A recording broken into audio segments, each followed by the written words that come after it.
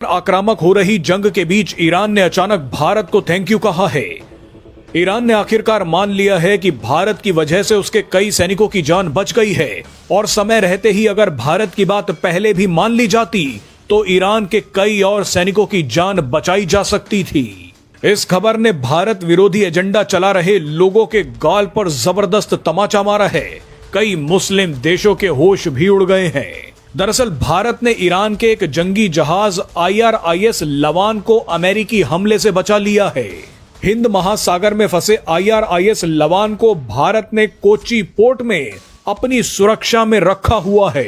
अगर भारत ईरान के इस जहाज को शेल्टर नहीं देता तो अमेरिकी सेना इस जहाज को उड़ा देती, ठीक उसी तरह से जैसे कुछ दिन पहले श्रीलंका के पास अमेरिकी सेना ने ईरान के वॉरशिप IRIS देना को मार गिराया था। आपको याद होगा कि ईरान का IRIS वॉरशिप भारत के विशाखापट्टनम में मिलन एक्सरसाइज के दौरान आया था, लेकिन जब ये वॉरशिप ईरान वापस जा रहा था तो अंतरराष्ट्रीय समुद्री सीमा में इसे अमेरिका ने मार गिराया।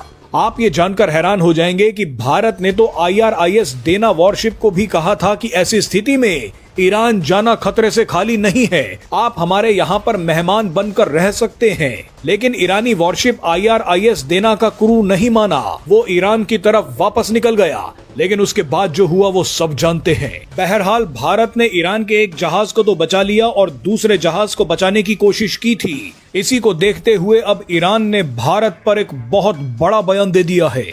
ईरान ने बयान देते हुए कहा है कि जिस तरह से भारत ने IRIS लवान को अपनी सुरक्षा में रखा है उसके लिए हम दिल से भारत को धन्यवाद कहना चाहते हैं। इस मुश्किल घड़ी में भारत ने जो किया है वो लंबे समय से चली आ रही भारत ईरान दोस्ती का सबसे बड़ा सबूत है। हम भारत सरकार और भारतीय लोगों को उनके कीमती सहयोग के लिए शुक्रिया कहना चाहते हैं।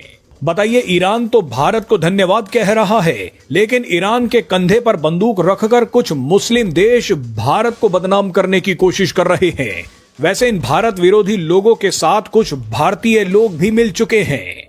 मोदी विरोध के चलते इन लोगों ने अपने ही देश को गालियां देनी शुरू कर दी हैं। दरअसल पाकिस्तान और तुर्की समेत कतर के अखबार अल जजीरा ने कहा है कि पीएम मोदी तो बड़ी बड़ी बातें करते थे। पीएम मोदी बोलते थे कि हम हिंद महासागर के गार्जियन हैं, ऐसे में भारत ने ईरान के जहाज को क्यों नहीं बचाया।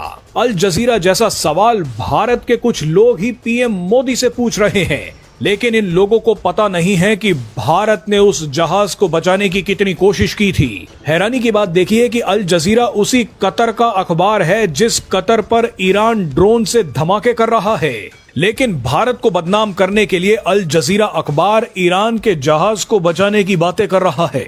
हम आपको बता दें कि गार्जियन होने का मतलब ये नहीं है कि भारत किसी और की लड़ाई में कूद पड़े। गार्जियन का मतलब ये है कि अगर किसी जहाज में आग लग जाए, कोई आपदा आ जाए या किसी जहाज को समुद्री डाकुओं ने बंधक बना लिया है, ऐसी स्थिति में भारत हिंद महासागर में गार्जियन का रोल निभाएगा और निभाता भी।